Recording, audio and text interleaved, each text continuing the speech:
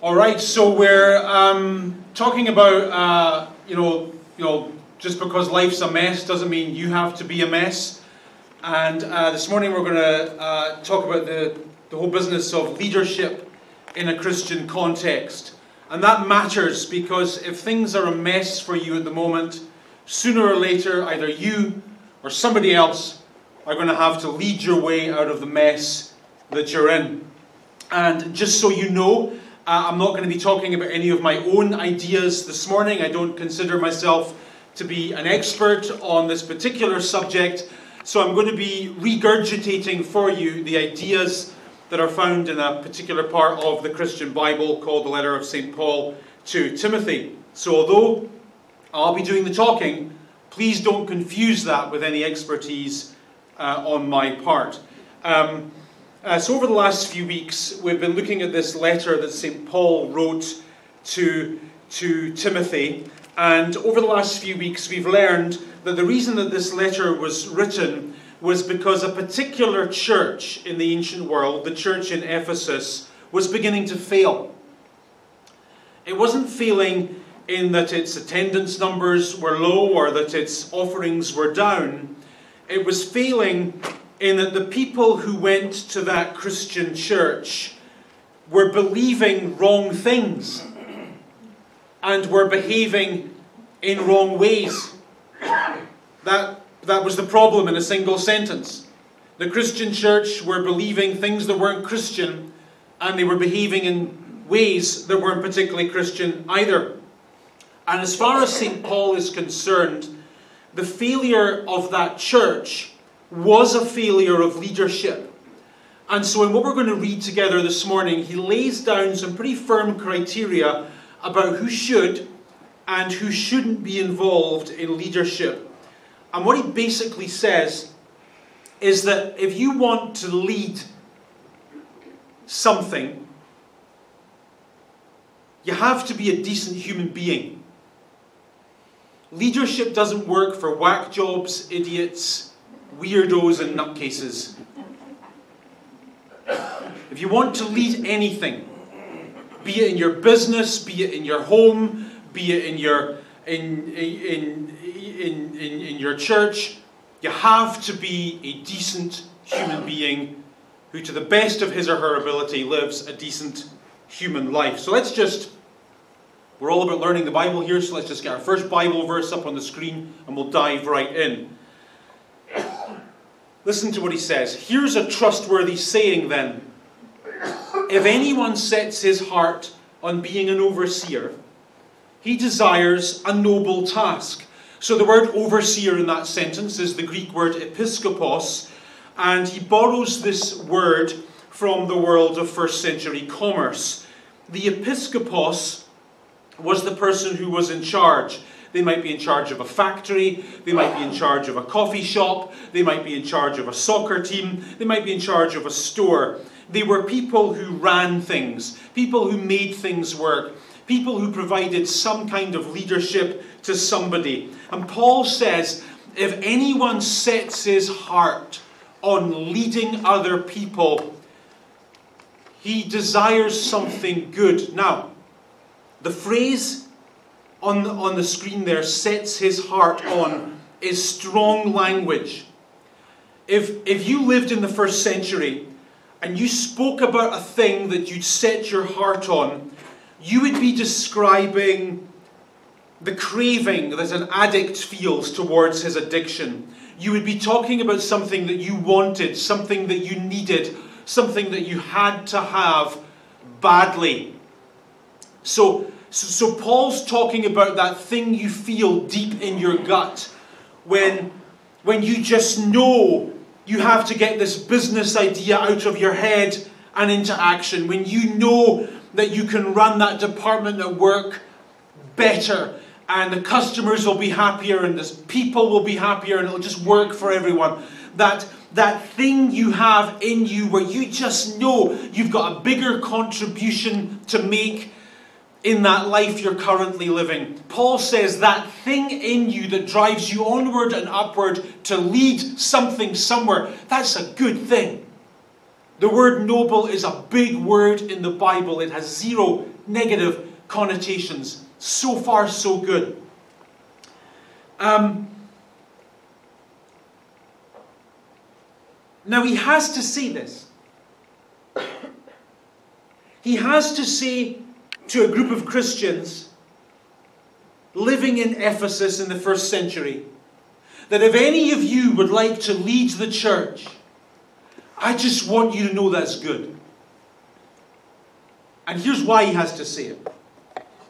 Because the people who'd been leading the church had done such a terrible job of leading the church that everyone was cynical, everyone was disillusioned, and nobody else wanted to step up to the plate and lead the church. Because of their experiences, a leader was something no one aspired to be. So a modern example of this would be the Roman Catholic priesthood. 99.9% of Roman Catholic priests are awesome. Good people who, for the best of intentions, want to do good things. But there's that tiny, tiny percentage who we now know over the years have done some really naughty stuff, evil stuff. And the consequence of that is that now there's this perception that the priests are bad. And the value of the priesthood has decreased in society. 50 years ago, when you saw a priest walk into a coffee shop, respect the priest, respect the priest. Now you see a priest walk into a coffee shop, there's a part of your mind thinking, dodgy guy. That's the way it is. Consequently, seminaries all across the world are struggling to attract students. Very few young people are entering the scout leaders, same thing. When you were a kid, a scout leader was awesome. You want to take kids camping in the woods? What a guy! And 99.9% of them were awesome people. But that 1% who behaved badly just devalued the whole thing. Consequently, no one in their right mind today wants to be a scout leader. Because it's all devalued. No one wants to step up to the plate. This is what's happening in the church in Ephesus. Everyone had done such a bad job of leading that everyone thought leaders were dodgy. Everyone thought leaders were nasty. So why would you want to do that? So this is why Paul says, hey, if anyone desires to lead, if anyone desires to do things better and make things better, I just want you to know that is noble. That is good. That is a worthwhile thing to spend your time on. And because it is so worthwhile, he insists that people who lead have to be persons of a certain caliber and character. And so he goes on to talk about the kind of characteristics that people in leadership ought to have. And the first thing he says is, those who lead must be, notice that phrase he uses, above reproach. And what's interesting to me about this as a historian is that almost none of what Paul says in this sentence is original. Paul is basically cut, copy, paste from other documents in the ancient world.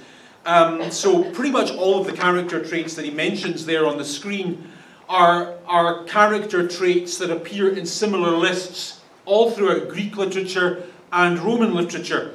For example, I'll show you one of them. Let's go to the next slide. So this was written by a man called, his name's written there, I stammer to say it, you can read it. Why should I say it? Anyway, so this fella was a civil servant in the Roman government, and he wrote a book on Roman military strategy. And he devotes an entire chapter in that book, as Paul does in his letter, to the sorts of persons who would make good leaders in the army. And look at what he says.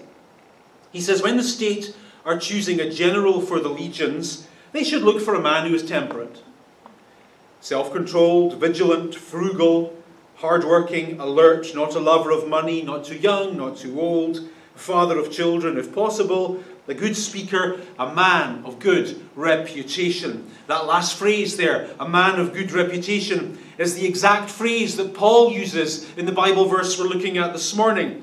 He's saying, if you're thinking of making a person a leader, in this case in the church, then here's what you should do. just makes sense. You should go to the gym where that person works out. You should go to the coffee shop where that person hangs out.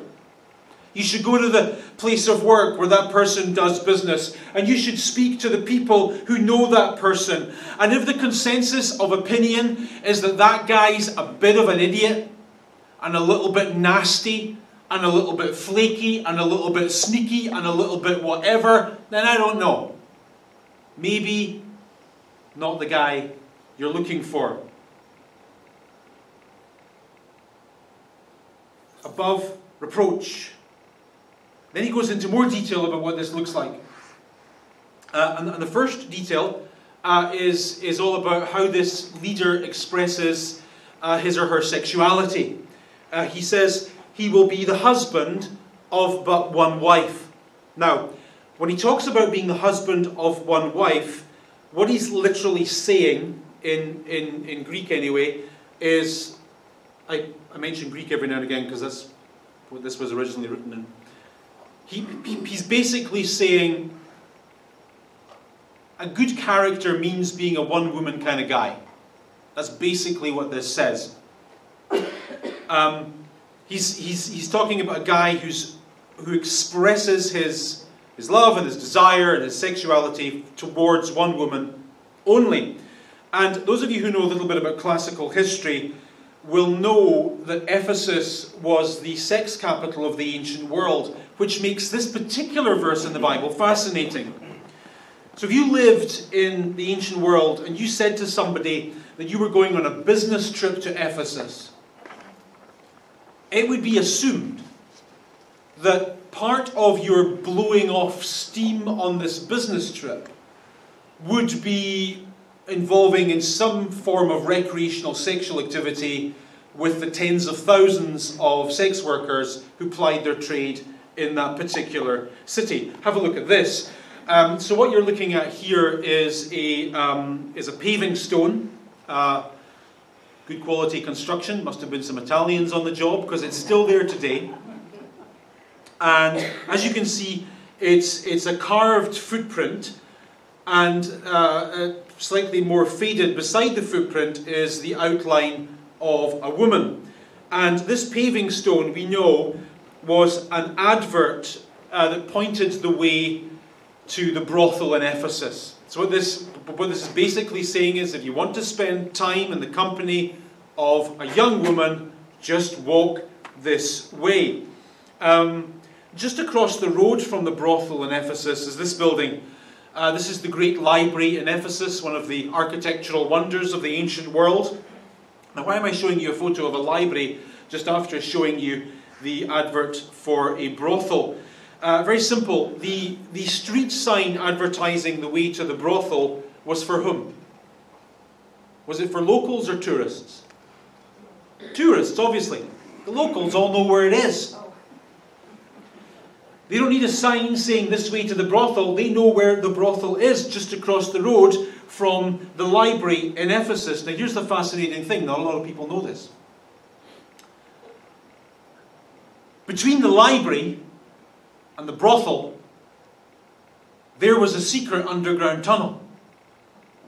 So here's how it went down in Ephesus. You would go to the library, right? You would leave the house, your wife would say, "Where are you going?" "Oh, heading down the library. Got some research to do." Just behind the general knowledge section, I don't know, somewhere like that, a tunnel under the street pop up in the brothel of Ephesus. And the architectural remains of that brothel are of such high quality that it is evident, it is a fact, that there were a lot of well-read men in the city of Ephesus. So into this, and that's why that matters, into this culture, into this sexually charged and sexually permissible culture where it is abnormal to be a one-woman kind of guy, Paul says good leaders are one-woman kind of guys. All of his desire, all of his lust, all of his wanting, all of his loyalty, all of his kindness should be directed to one. Then he says, A leader in the church should be temperate. When he uses the word temperate, he's talking about a person's ability to think clearly about life, regardless of what's happening in their life. I think we can agree it's an important principle. I hope we can anyway. Just because everything in your life seems to be a mess, doesn't mean you have to become a mess. Is that a fair statement? So, this is a word, I think, that has to do with a person's emotional well-being, a person's even keel. Paul is saying that if a person wants to lead anything, and they're just up and down all the time. Now, some people are up and down all the time, and I get it, and that's fine. But if you're up and down all the time, and if you're emotional this way and emotional that way, and if you can't, you're one of those people who just can't control that, then what Paul is basically saying is, leadership probably isn't for you. Because it's not easy. And if you're up and down, it's just going to be bad for you. I mean, one of the first things you notice when my particular area of experience in leadership is in a church situation, and ask me, ask Carissa, she'll tell you the same as me. When you step up to the plate and try and lead, one of the first things you notice is, oh, this is kind of hard. People are kind of difficult. And things are kind of difficult. And you have this experience in your own context. You try and lead a baseball team or a department at work or whatever, and first you're excited, and then 10 minutes later you notice, oh, this is hard. People are nasty. People are hard. And if your emotions are all over the place, it's just going to be bad for you. And so, I guess what Paul is saying here is, yeah, for the church's sake, but also for your sake, don't put yourself in that place, because it's going to kill you. So if you're not chill, you have to have a certain level of chill in life to be in certain situations. If you don't have a level of chill, it's not for you. So do something else, something that suits you better. Let me say something that some people think is cruel, but I think it's kind. It's common today in society to take medication, either legal or illegal, to help you cope with your situation.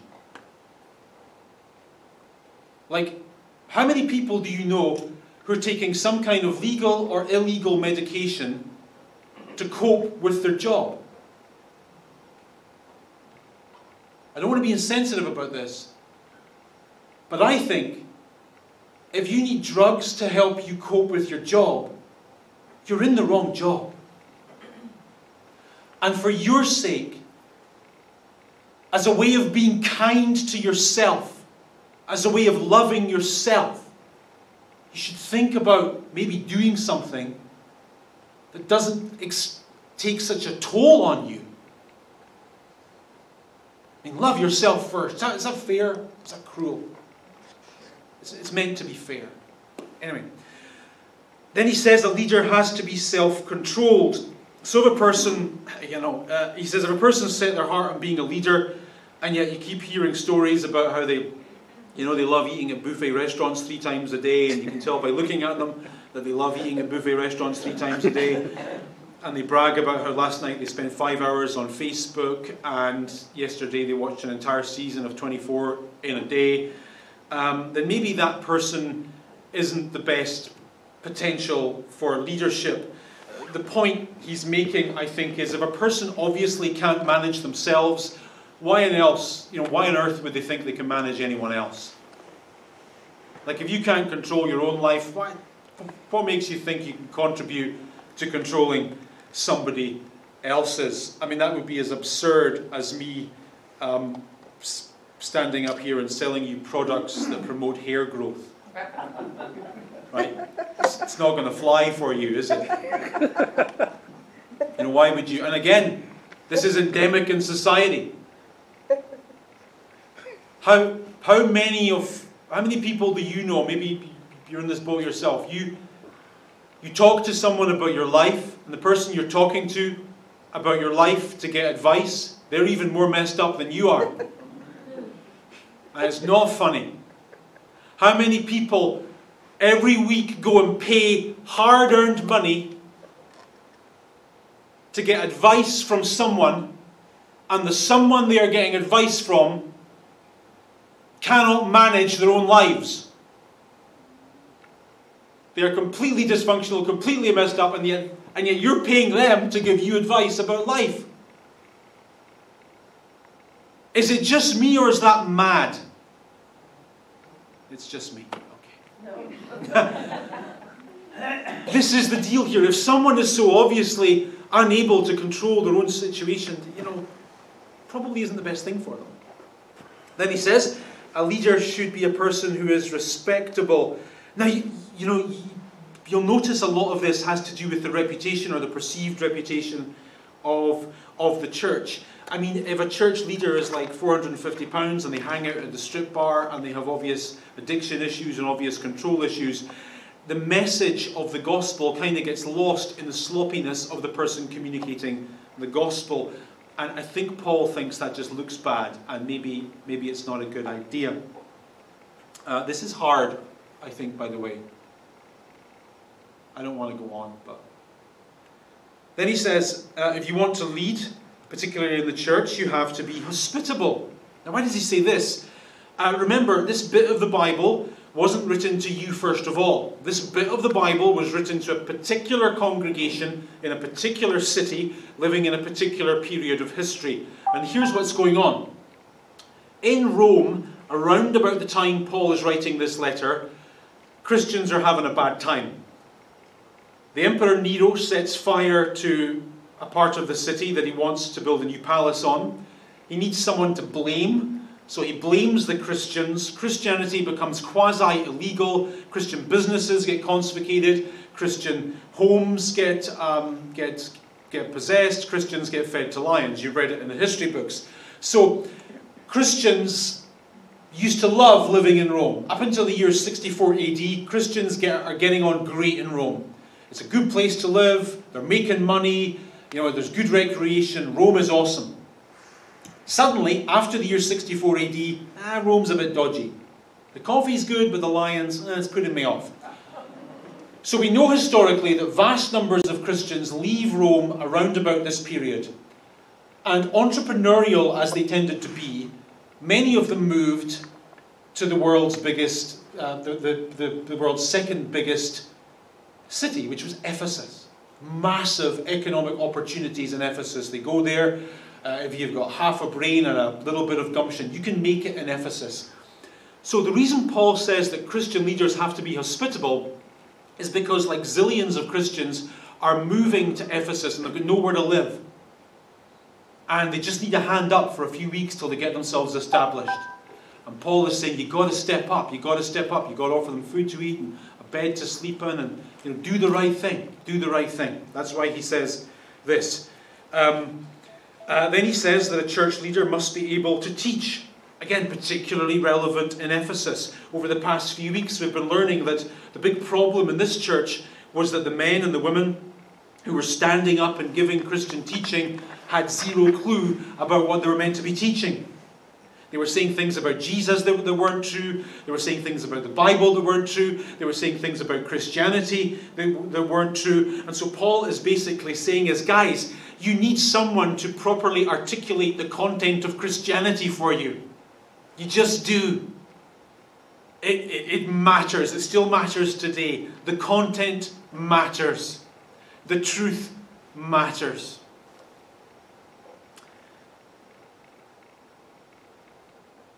Then he says, a potential leader should not be given to drunkenness.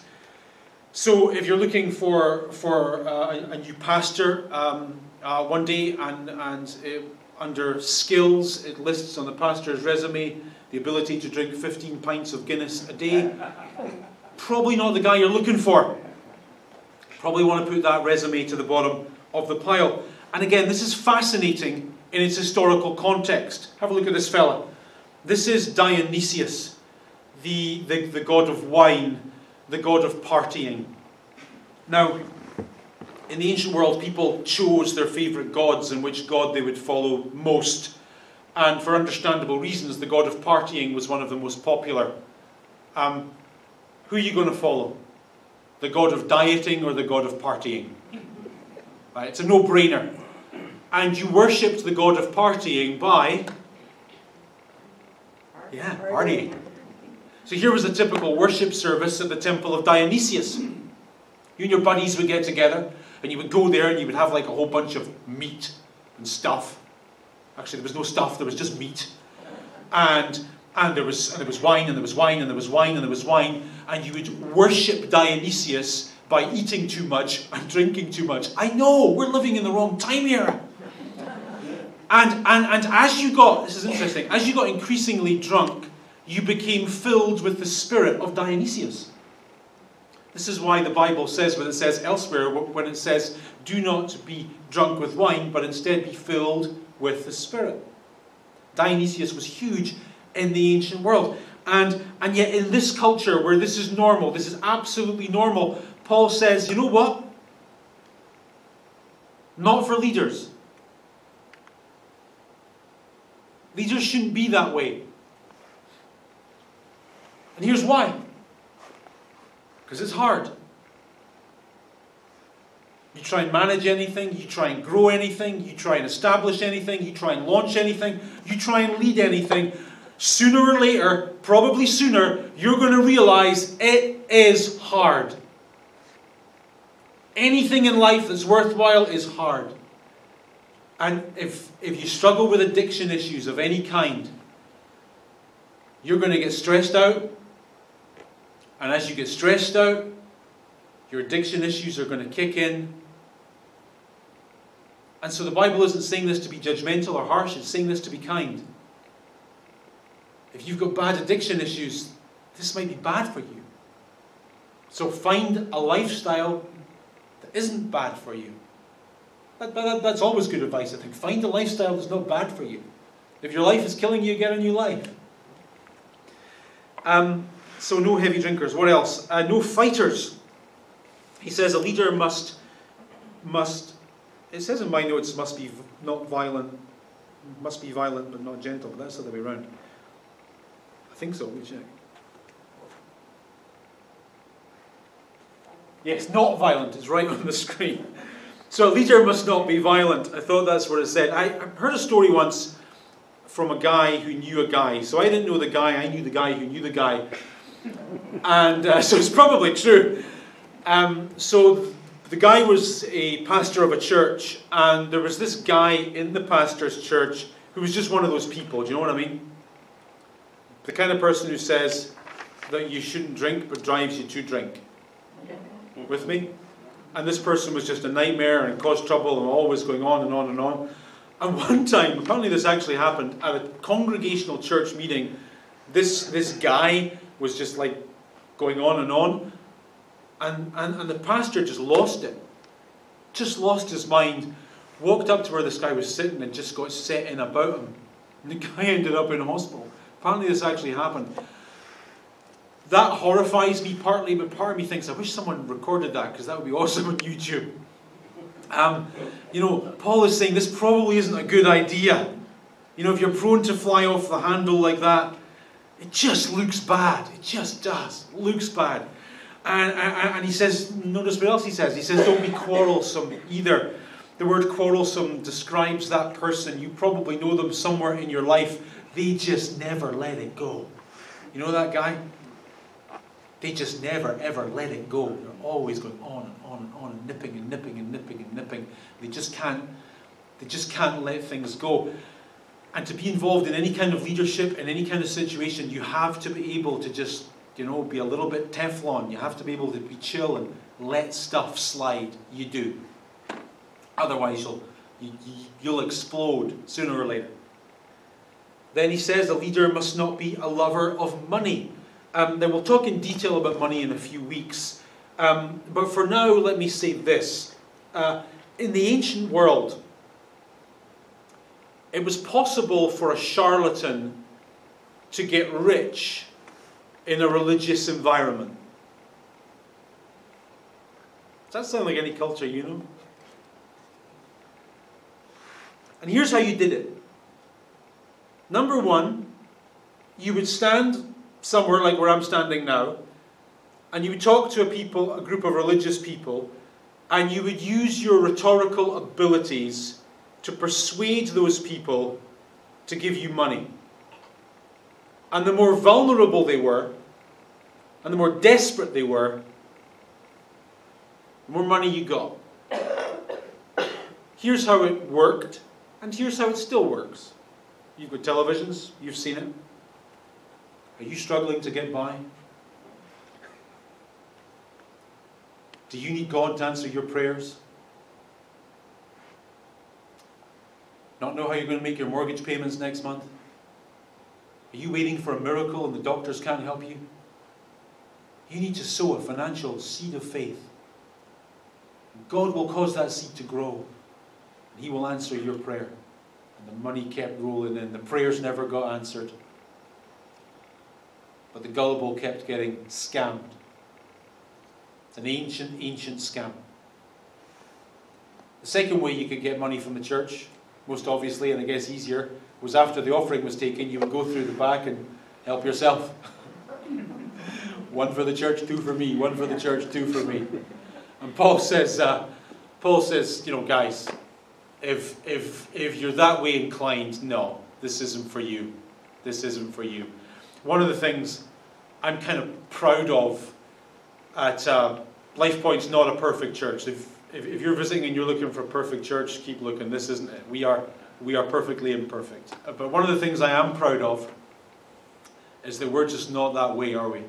I think in 6 or 7 years that we've been doing this, twice Carissa or I have said, hey guys, we're kind of struggling to pay the church bills, so we could, I think twice in 7 years we've done that.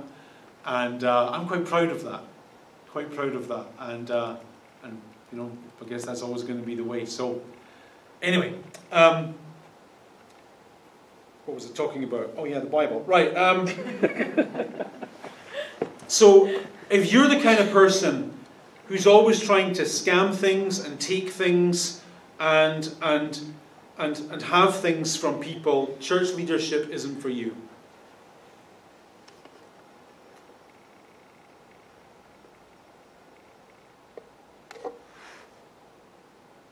Yeah, anyway.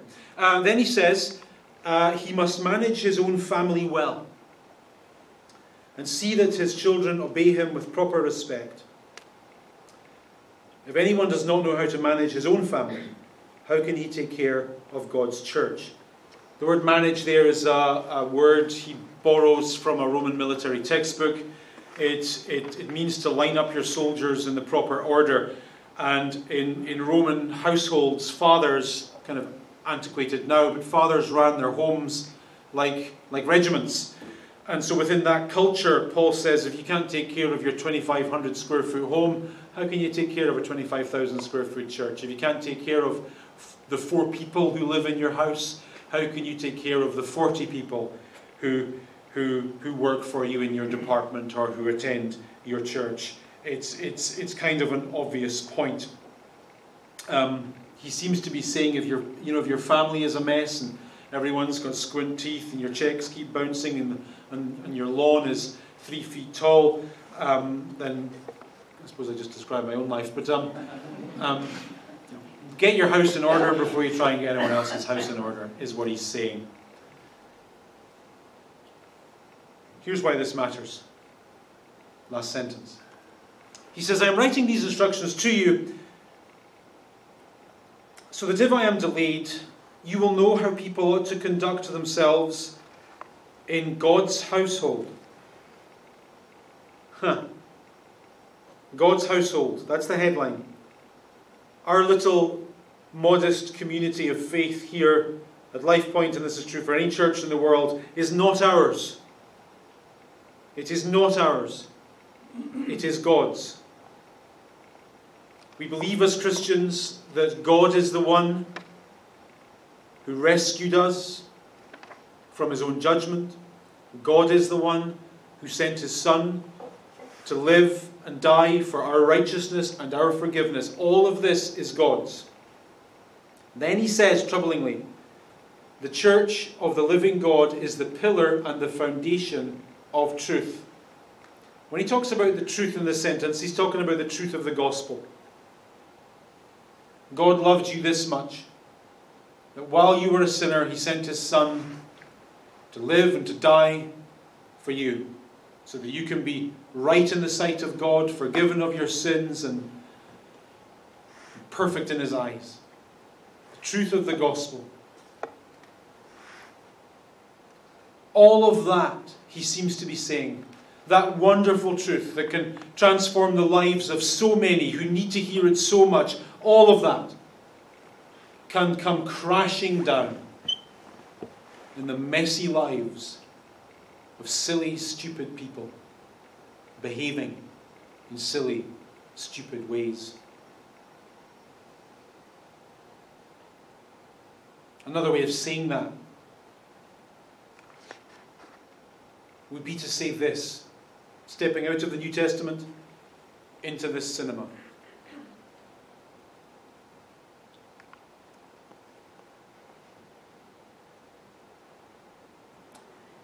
Think of 5 people in your life. You would like those 5 people to hear the truth of the Christian message. You would like those 5 people to understand the truth of the Christian message. And you would love for their lives to be transformed by the truth of the Christian message. 5 people. If that transformation were to happen in this church, with us, all the better. Fantastic, fantastic, fantastic. To give any of that a fighting chance of happening, for those people to see the truth of Christianity, they must see it first in your life and mine.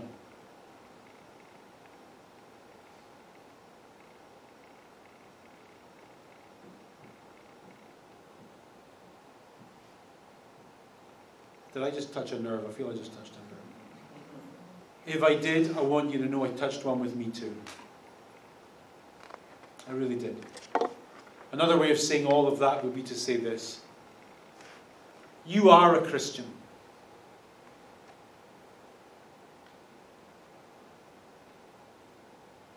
You are.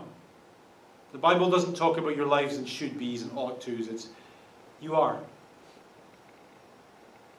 So be one. Live like one.